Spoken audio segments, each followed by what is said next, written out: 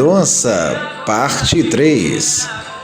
Em março de 2016, lançou seu primeiro álbum intitulado Marília Mendonça ao Vivo, que contou como singles e músicas Sentimento Louco e Infiel, e a participação da dupla Henrique e Juliano.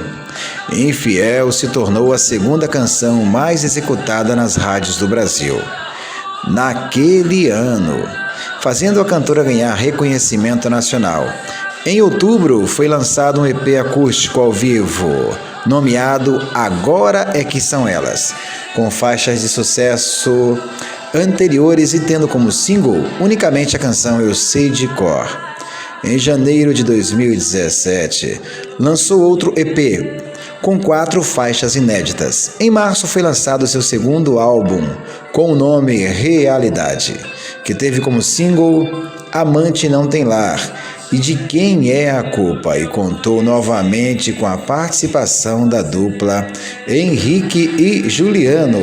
Essa foi a parte 3 de Marília Mendonça.